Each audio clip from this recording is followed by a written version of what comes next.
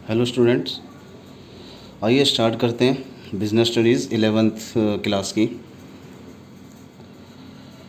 Business studies 11th में जो है हमारा जो चैप्टर थे हमारे वो फर्स्ट और सेकंड हो चुके हैं। अब जो सेकंड यूनिट है उसको स्टार्ट करते हैं आज की क्लास में, ठीक है। और उस यूनिट में जो है हम रीड करेंगे फॉर्म्स ऑफ बिज़नेस ऑर्गेनाइजेशन, यानी कि एक जो बिज़नेस ऑर्गेनाइजेशंस होती हैं उनकी जो फॉर्म्स है या फिर उनके टाइप्स कह लीजिए आप लोग, ठीक है। उनके बारे में आज हम जो है इस क्लास में रीड करते हैं। ओके, तो देखिए सबसे पहले जो है यहाँ पर फॉर्म्स को समझिए आप। फॉर्म्स का मतलब क्या होता है, बिज़नेस ऑर्गेनाइजेशन कितने तरीके की होती है, ठीक है। देखिए जो बिज़नेस ऑर्गेनाइजेशन होती है, ठीक है, उनके टाइप्स जो है एक तरीके से, या उनकी जो फॉर्म होती है, ठीक है, वो एक सोशल में आपको एक ऐसा स्टेटस प्रोवाइड करवाती है जिसके बिहाफ पे आपकी जो है मार्केट में रेपुटेशन इमेज बनती है, ठीक है। यानी कि एक आपकी जो है एक अलग एंटिटी बनती है, एक अलग पहचान जो है जिसको आप बोलते हो आइडेंटिफिकेशन जो है आपकी, वो अलग बन जाती है मार्केट में। तो जो फॉर्म ऑफ बिज़नेस ऑर्गेनाइजेशन है, ठीक है, उसकी हेल्प से ही जो है एक तरीके से आप अपने बिज़नेस को, ठीक है, या फिर आप अपनी पहचान को जो है सोशल में या फिर जो है मार्केट में जो है बनाते हो, ठीक है। तो आज इसी टॉपिक के बारे में हम लोग रीड करेंगे, फॉर्म ऑफ बिज़नेस ऑर्गेनाइजेशन क्या होती है, ठीक है। देखिए मैंने जैसा कि आपको बताया कि जो जितनी भी बिज़नेस ऑर्गेनाइजेशन की फॉर्म है वो एक जो एक तरीके से जो अपने बिज़नेस होते हैं उनको अलग अलग उनकी इमेज बनाती है, उनकी रेपुटेशन बनाती है, ठीक है। उनकी अलग अलग जो है मार्केट में या फिर जो है अपने सोशल में पहचान बनाती है, ठीक है। तो यही फॉर्म ऑफ बिज़नेस ऑर्गेनाइजेशन है। तो आइए एक बार रीड कर लेते हैं। Of the form of business organisation determines its external existence and the other parties recognize it through this existence, ठीक है। कहने का मतलब ये है कि जैसा कि मैंने आपको बताया कि एक जो बिज़नेस जो ये नहीं कि यानी कि जो बिज़नेस ऑर्गेनाइजेशन की फॉर्म्स हैं, ये फॉर्म क्या करती है, ये एक तरीके से बिज़नेस की जो इमेज होती है उसका एक्सिस्टेंस जो होता है, ठीक है, यानी कि जो उसका जो एक्सटर्नल एक्सिस्टेंस होती है, जो उसकी एक्सटर्नल पहचान होती है, आइडेंटिफिकेशन होती है, ठीक है, उसको बनाती है, ठीक है जी। जिसके कारण जो है दूसरे लोग जो एक्सटर्नल पार्टीज़ होती हैं आपकी, वो इसको आइडेंटिफाई करती है, रिकॉग्नाइज करती है, ठीक है। यानी कि जो एक्सिस्टेंस बनाया है, ठीक है, उस एक्सिस्टेंस के थ्रू ही बाहर वाले लोग आपको जो है एक तरीके से पहचानते हैं, ठीक है, आपकी इमेज को जानते हैं। ओके, तो यही जो है फॉर्म ऑफ बिज़नेस ऑर्गेनाइजेशन है। ओके, चलिए, तो इसके बाद जो है बहुत से टाइप है, ठीक है, बिज़नेस ऑर्गेनाइजेशन के। तो हम लोग एक बार वो रीड कर लेते हैं, ठीक है जी। चलिए, तो यहाँ पर अगर मैं बात करूँ कितने टाइप की जो बिज़नेस ऑर्गेनाइजेशन है वो होती है, या फिर उसकी फॉर्म्स जो है वो कितने टाइप की होती है, तो देखिए इसको समझने के लिए सबसे पहले जो है आपको ये समझना होगा कि जो बिज़नेस ऑर्गेनाइजेशन है उसको हम 3 पार्ट्स में डिवाइड करते हैं। फर्स्ट ऑफ ऑल सबसे पहले आप यही समझो कि जो बिज़नेस ऑर्गेनाइजेशन है उनकी फॉर्म्स को हम 3 टाइप्स में जो है डिवाइड करते हैं। फर्स्ट है प्राइवेट सेक्टर। प्राइवेट सेक्टर आप अच्छी तरीके से जैसे नाम से ही जानते हो, प्राइवेट सेक्टर, ठीक है, जिसमें जो है एक तरीके से जो है प्राइवेट पर्सन, यानी कि जो इंडिविजुअल पर्सन होता है, प्राइवेट पर्सन होता है, उन्हीं के हाथ में जो है बिज़नेस की कंट्रोलिंग, ऑपरेटिंग वगैरह सब रहती है, ठीक है। फाइनेंसिंग वगैरह जो है सब चीज़ें उन्हीं के प्राइवेट जो है हैंड में ही होती है, ठीक है। तो ये प्राइवेट सेक्टर है। देन उसके बाद आता है पब्लिक सेक्टर। तो पब्लिक सेक्टर का मतलब क्या होता है, पब्लिक सेक्टर का मतलब जो है आप लोग समझते होंगे कि पब्लिक सेक्टर जो है एक तरीके से जो गवर्नमेंट का जिसमें इंटरफेयर होता हो, या जिसमें गवर्नमेंट ही अपने जो है ऑपरेट करती है, फाइनेंस करती है अपने जो है एक तरीके से, साथ साथ कंट्रोलिंग भी वही करती है गवर्नमेंट। तो ये जो है आपका पब्लिक सेक्टर कहलाता है, ठीक है। देन आता है जॉइंट सेक्टर। ओके, तो जॉइंट सेक्टर के बारे में हम लोग बाद में रीड करेंगे। फिलहाल जो है एक तरीके से आप अभी यही समझो कि जॉइंट सेक्टर का मतलब यही है कि जब प्राइवेट सेक्टर और पब्लिक सेक्टर मिल के दोनों काम करती हैं तो वो जॉइंट सेक्टर कहलाता है, ठीक है। इसका एक छोटा सा टॉपिक आएगा, कोई ज़्यादा लेंथी जो है चैप्टर, अलग से चैप्टर नहीं है, बट छोटा सा जो है एक तरीके से टॉपिक है, वो बाद में रीड करेंगे। फिलहाल अभी आपको यही समझना होगा कि जो फॉर्म ऑफ बिजनेस ऑर्गेनाइजेशन है उसको 3 पार्ट्स में डिवाइड करते हैं हम लोग। First is private sector, second is public sector. Private sector का मतलब जो जिसमें कंट्रोलिंग वगैरह, यानी कि आप बिज़नेस की जो है आपके बिज़नेस की कंट्रोलिंग वगैरह और ओनरशिप वगैरह, फाइनेंसिंग जो है सारी चीज़ें, ऑपरेटिंग वगैरह जो है प्राइवेट पर्सन के हाथ में होती है, इन हैंड होती है, ठीक है जी। और पब्लिक सेक्टर का मतलब जिसमें जो है गवर्नमेंट के हाथ में ही सब कुछ होता है, जैसे कंट्रोलिंग, ठीक है, और साथ साथ जो है एक तरीके से फाइनेंसिंग करना, ठीक है, प्लानिंग वगैरह ये सब कुछ करना गवर्नमेंट के जो है हैंड में ही होती है। जॉइंट सेक्टर का मतलब मैंने आपको बता दिया, जब प्राइवेट और पब्लिक सेक्टर मिलकर काम करती है, ठीक है, अपने शेयर्स के अकॉर्डिंग, तो वो फिर जो है एक तरीके से जॉइंट सेक्टर कहलाता है, ठीक है, इतना आप समझिए। ओके, ये देन उसके बाद मैं बात करता हूँ कि सर इनको भी क्या आगे जो है इनका डिवाइडेशन किया गया है, इनके पार्ट्स बनाए गए हैं तीनों के। तो देखिए प्राइवेट सेक्टर को आगे 2 पार्ट्स में डिवाइड किया गया है, नॉन इनकॉर्पोरेटेड और इनकॉर्पोरेटेड, ठीक है। नॉन इनकॉर्पोरेटेड का मतलब ये होता है कि आप ये भी कह सकते हो नॉन रजिस्टर्ड, नॉन रजिस्टर्ड, ठीक है, आप लोगों को समझ में आ रहा होगा। अगर नॉन इनकॉर्पोरेटेड समझ में नहीं आता वर्ड, तो नॉन रजिस्टर्ड यानी कि जो ऐसे जिसमें ऐसे बिजनेस जिसमें रजिस्ट्रेशन की कोई रिक्वायरमेंट नहीं होती है, तो वो नॉन इनकॉर्पोरेटेड होते हैं, ठीक है। तो नॉन इनकॉर्पोरेटेड और देन उसके बाद इनकॉर्पोरेटेड यानी कि रजिस्टर्ड बिजनेस, जिनका रजिस्ट्रेशन करवाना कंपलसरी होता है। क्लियर, ठीक है। चलिए, तो प्राइवेट सेक्टर को 2 पार्ट्स में डिवाइड करते थे, वो मैंने आपको बताया, non incorporated means non registered और इनकॉर्पोरेटेड मीन्स रजिस्टर्ड, ठीक है। देन इसी तरीके से अगर बात करें पब्लिक सेक्टर की, तो पब्लिक सेक्टर को भी 2 पार्ट्स में डिवाइड किया गया है, नॉन इनकॉर्पोरेटेड और इनकॉर्पोरेटेड, ठीक है। और उसी तरीके से अगर बात करें जॉइंट सेक्टर, तो जॉइंट सेक्टर अपने आप में जॉइंट सेक्टर ही है, इसके कोई पार्ट्स नहीं किए जाते हैं, ठीक है, क्योंकि दोनों जो है एक तरीके से मिलके काम करती है। ओके, प्राइवेट सेक्टर और पब्लिक सेक्टर। देन उसके बाद अगर बात करें तो एक बार इसको समझ लेते हैं आगे, इनको कितने किस किस पार्ट्स में डिवाइड किया गया है। तो मैं बात कर रहा था आप लोगों से प्राइवेट सेक्टर के बारे में। तो प्राइवेट सेक्टर को 2 पार्ट्स में डिवाइड किया था, जैसा कि मैंने आपको बताया अभी। फर्स्ट इज़ नॉन रजिस्टर्ड यानी कि नॉन इनकॉर्पोरेटेड, और second is registered means incorporated, ठीक है। तो देखिए नॉन इनकॉर्पोरेटेड यानी कि नॉन रजिस्टर्ड, जिसके लिए रजिस्ट्रेशन करवाना कंपल्सरी नहीं होता, ठीक है। प्राइवेट सेक्टर में ऐसे भी जो है सेक्टर हैं जिनका रजिस्ट्रेशन करवाना कंपल्सरी नहीं होता, तो वो कौन कौन से होते हैं आइए चेक कर लेते हैं। नॉन इनकॉर्पोरेटेड को कई पार्ट्स में डिवाइड किया गया है, ठीक है। तो फर्स्ट आता है सोल प्रोप्राइटरशिप, और जो हमारी अब नेक्स्ट क्लास बनेगी ना, उसमें यही टॉपिक होगा हमारा। फर्स्ट टॉपिक जो है हम इसी के बारे में रीड करेंगे, सोल प्रोप्राइटरशिप। सोल प्रोप्राइटरशिप का मतलब क्या है कि कोई भी बिज़नेस का अगर जो एक ही सिंगल ओनर होता है, ठीक है, सिंगल ओनर ऑफ बिजनेस, इसका मतलब क्या होता है, सोल प्रोप्राइटरशिप का मतलब होता है सिंगल ओनर ऑफ बिजनेस, ठीक है, बिजनेस का एक ही मालिक होता है। ओके, तो वो सोल प्रोप्राइटरशिप में रीड करेंगे। और सोल प्रोप्राइटरशिप में मैं आपको बता देता हूँ कि जो भी बिज़नेस की बिज़नेस में जो फाइनेंसिंग, कंट्रोलिंग वगैरह यानी कि जो भी एक तरीके से मैनेजमेंट वर्क होता है, ऑपरेटिंग वगैरह की जाती है एक्टिविटी, वो सारी जो है उस सिंगल पर्सन के थ्रू ही की जाती है, तो वो सोल प्रोप्राइटरशिप कहलाता है, ठीक है। और इस बिज़नेस का रजिस्ट्रेशन वगैरह कुछ नहीं होता है। ओके, बात करते हैं joint Hindu family business. Joint Hindu family business, HUF बोलते हैं इसको, हिंदू जो है अनडिवाइडेड फैमिली, ये भी कह सकते हो आप इसको, ठीक है, हिंदू अनडिवाइडेड फैमिली, या फिर ये भी कह सकते हो जॉइंट हिंदू फैमिली बिजनेस, ठीक है। तो देखिए पहले क्या होता था कि पहले जो है एक तरीके से जैसे 4 भाई होते थे, ठीक है, और वो चारों भाई अगर आफ्टर मैरिज जो है एक तरीके से, बिफोर मैरिज तो एक घर में ही रहते हैं, ठीक है, आफ्टर मैरिज भी जो है एक तरीके से एक ही घर में रहते हैं, जैसे चाचा जी हो गए, ठीक है, हम लोगों के पापा हो गए, देन उसके बाद ताऊ जी हो गए, ठीक है, ताऊ जी से छोटे फिर जो है और भी उनके ब्रदर हो गए। तो ये अगर जब हम मिलके अगर एक ही घर में रहते हैं तो उसको बोला जाता है हिंदू अनडिवाइडेड फैमिली बिजनेस, ठीक है। लेकिन आज के टाइम में हिंदू अनडिवाइडेड फैमिली तो बची नहीं है, क्योंकि सारे जो है आप लोगों ने सेपरेट जो है देखा होगा कि सेपरेट हो चुके हैं, ठीक है, जो है सिचुएशन के अकॉर्डिंग, कोई कहीं रहता है कोई कहीं रहता है। तो ऐसे में जो है यानी कि जो हिंदू अनडिवाइडेड फैमिली है वो अब क्या बन गई है, हिंदू डिवाइडेड फैमिली बन गई है, ठीक है, HDF बन गई है, वो ध्यान रखें। ओके, तो हिंदू अनडिवाइडेड फैमिली का मतलब तो यही है कि सर जब सारे भाई अपने मिलके रहे बिफोर मैरिज और आफ्टर मैरिज, ठीक है, तो वो हिंदू अनडिवाइडेड फैमिली बनती है।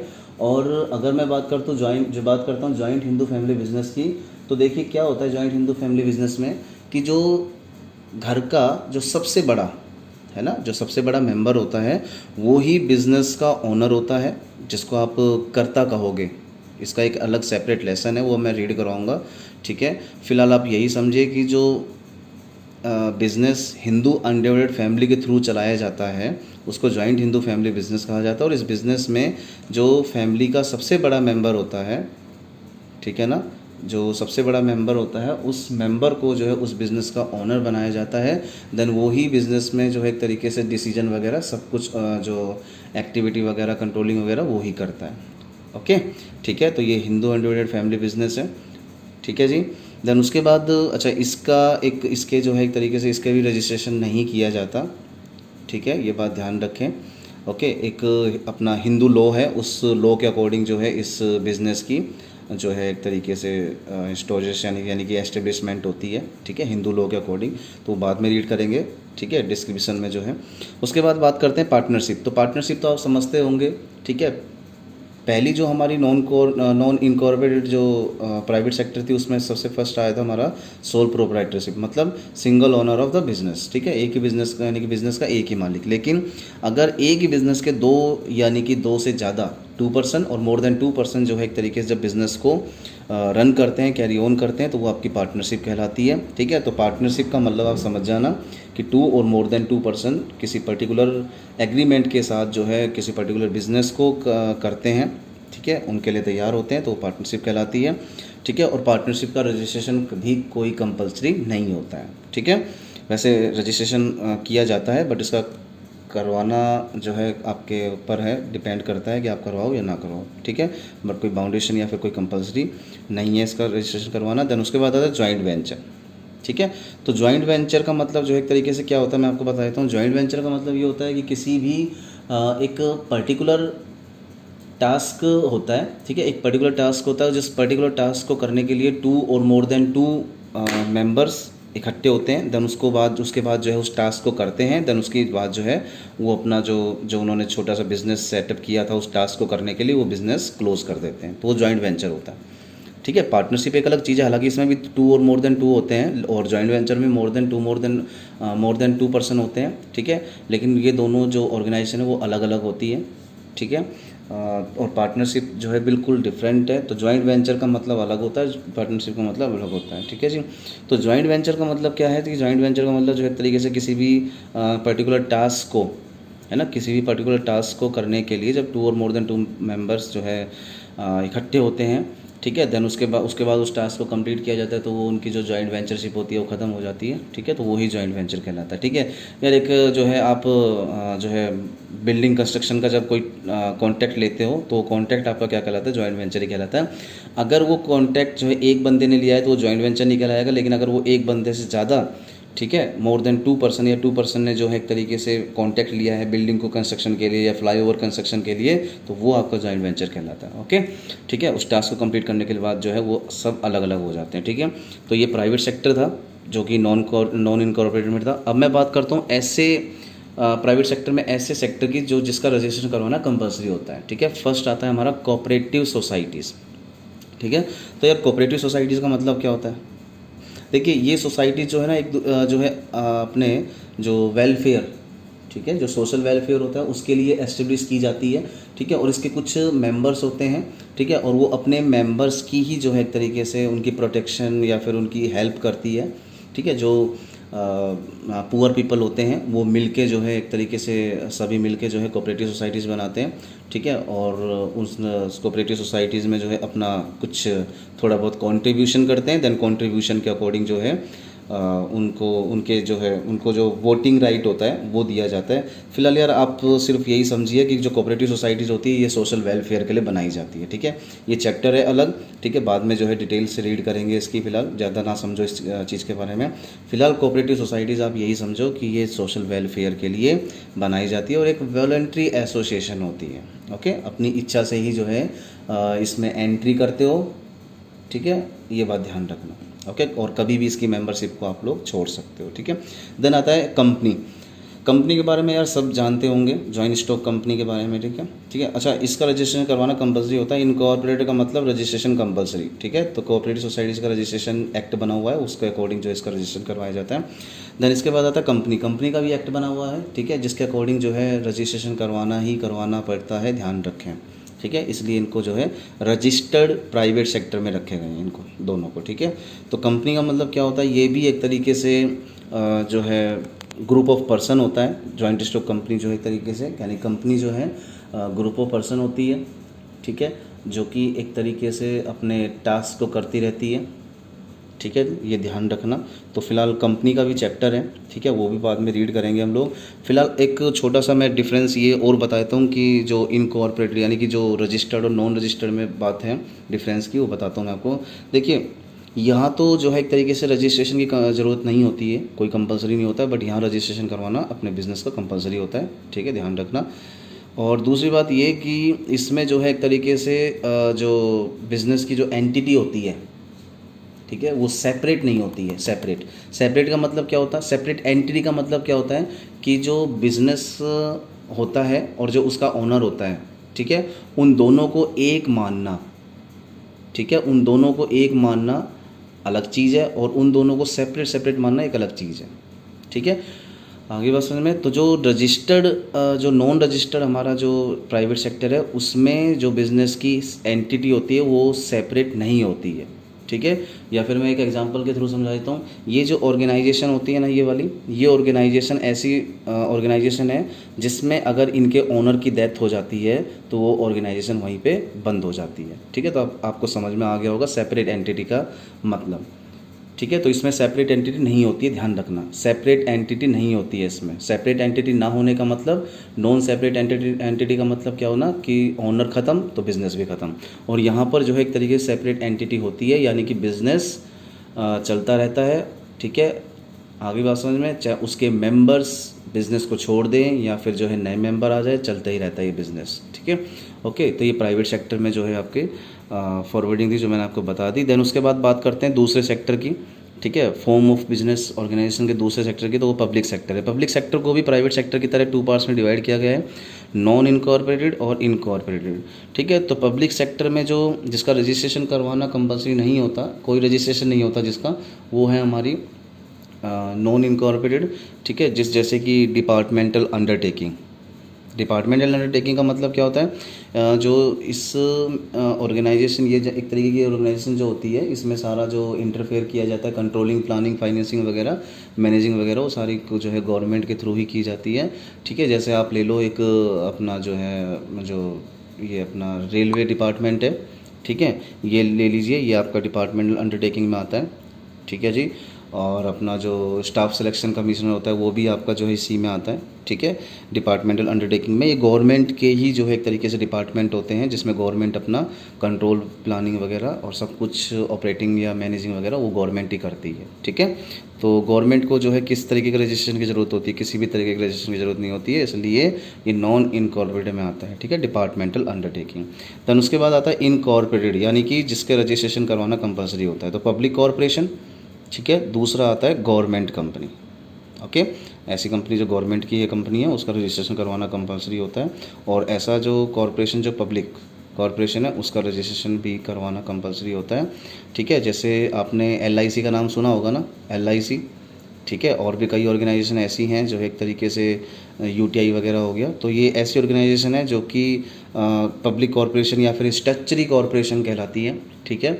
इसमें जो है एक तरीके से, इसमें भी जो है गवर्नमेंट की ही जो है इंटरफेयर वगैरह, प्लानिंग वगैरह, फाइनेंसिंग वगैरह गवर्नमेंट की ही होती है, ठीक है। कोई ऐसी वो नहीं है कि जो है गवर्नमेंट की नहीं होती है, इसमें गवर्नमेंट की होती है, ठीक है। तो पब्लिक कॉरपोरेशन के बारे में हम लोग रीड करेंगे, इसका भी एक तरीके से एक जो है अलग टॉपिक है छोटा सा, वो भी रीड करेंगे, ठीक है। देन गवर्नमेंट कंपनी में भी जो है एक तरीके से कुछ जो पार्ट्स होता है वो गवर्नमेंट का जो है पार्ट होता है इस कंपनी में, और कुछ जो है एक तरीके से जो अपना होता है वो प्राइवेट वालों का होता है, ठीक है। तो ये गवर्नमेंट कंपनी के बारे में भी एक छोटा सा टॉपिक है, बाद में रीड करेंगे। फिलहाल आपको यही समझना होगा कि जो फॉर्म ऑफ ऑर्गेनाइजेशन है, बिजनेस ऑर्गेनाइजेशन है, ठीक है, उसको कई पार्ट्स में डिवाइड किया गया है, ठीक है, प्राइवेट, पब्लिक और जॉइंट सेक्टर, है ना, ठीक है। और प्राइवेट और पब्लिक सेक्टर को भी कई पार्ट्स में डिवाइड किया गया है, रजिस्टर्ड, नॉन रजिस्टर्ड में। और जो रजिस्टर्ड, नॉन रजिस्टर्ड है उसको भी कई पार्ट्स में डिवाइड किया गया है, जो मैंने आपको बता दिया, ठीक है। तो आज की क्लास इतनी ही है, और अपने जो है एक तरीके से इनको एक बार रीड कर लेना, ठीक है। देन नेक्स्ट क्लास में जो हम टॉपिक रीड करेंगे वो इसके बारे में, यानी कि जो फर्स्ट है हमारा प्राइवेट सेक्टर की कौन सी, नॉन इनकॉर्पोरेटेड यानी कि नॉन रजिस्टर्ड, और नॉन रजिस्टर्ड में फर्स्ट फील्ड आता है हमारा फर्स्ट स्कोप आता है हमारा सोल प्रोप्राइटरशिप, ठीक है, यानी कि बिज़नेस का एक ही सिंगल ओनर होना, ठीक है, जिसके थ्रू सारी कंट्रोलिंग, प्लानिंग, ओके, मैनेजिंग वगैरह जो है केवल उस सिंगल पर्सन के थ्रू ही होगी, ठीक है। तो इस टॉपिक में जो है हम लोग इसकी फ़ीचर्स रीड करेंगे कि क्या सोल प्रोप्राइटरशिप की फ़ीचर्स है, क्या उसकी मेरिट्स डीमेरिट्स हैं, ठीक है, इसके बारे में रीड करेंगे। ओके, तो एक ही क्लास में जो चैप्टर ख़त्म हो जाएगा, कोई ऐसी दिक्कत नहीं है, ठीक है। तो नेक्स्ट क्लास में मिलते हैं।